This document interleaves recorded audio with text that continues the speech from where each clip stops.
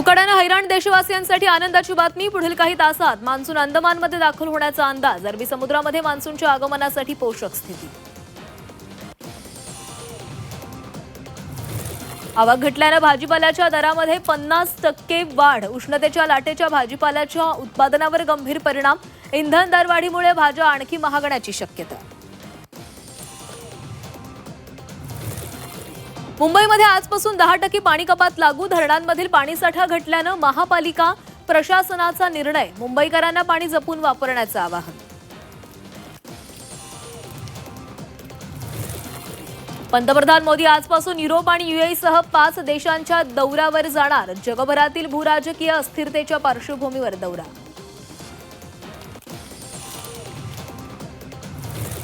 देशात महागाईचा महास्फोट। एप्रिलमध्ये घाऊक महागाई 8.30%वर 42 महिन्यांचा रेकॉर्ड मोडला।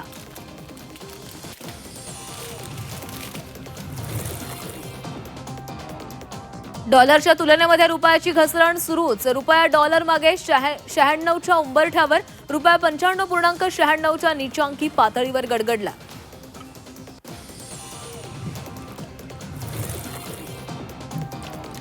सोनं आयात करणाऱ्यांना मोठा धक्का। ड्युटी फ्री गोल्डसाठी नवे कडक नियम लागू। प्रतिपरवाना 100 किलोची कमाल मर्यादा निश्चित। सोन्यावर आयात शुल्कही 15%वर।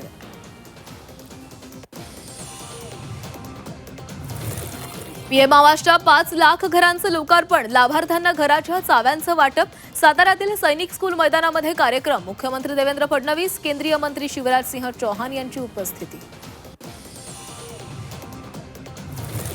आंबा काजू बागायतदारांचा आज मुख्यमंत्र्यांच्या वर्षा बंगल्यावर मोर्चा। नुकसान भरपाईच्या मागणीसाठी शेतकरी आक्रमक। माजी मुख्यमंत्री उद्धव ठाकरेही मोर्चात सहभागी होणार। रत्नागिरी जिल्ह्यामध्ये इंधनाची टंचाई। सुट्टीमुळे जिल्ह्यामध्ये वाहनांच्या संख्येमध्ये 30% वाढ। पेट्रोल, डिझेल, सीएनजीसाठी वाहनांच्या रांगा। इंधन टंचाईमुळे स्थानिकांसह प्रवाशांचेही हाल।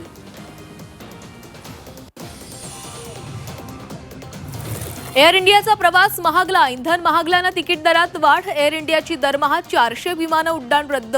दिल्ली मेलबर्न तिकीट 2,76,000च्या घरात। राज्यामध्ये 30 जूनपासून SIR मोहीम। किती मतदार वगळले जाणार याकडे लक्ष। महाराष्ट्रासह 16 राज्य आणि 3 केंद्रशासित प्रदेशातही पार पडणार प्रक्रिया।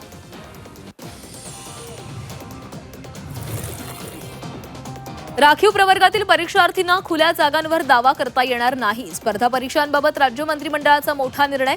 सर्वांना समान संधीसाठी निकषात बदल।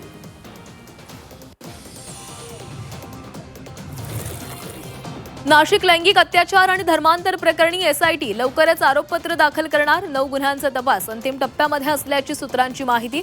तर आरोपींच्या जामीन अर्जावर आज फैसला। ठाण्यामध्ये राष्ट्रवादी काँग्रेसला मोठा धक्का। आनंद परांजपेंनी राष्ट्रवादीची साथ सोडली। 14 वर्षांनंतर परांजपे यांची शिवसेनेमध्ये घरवापसी।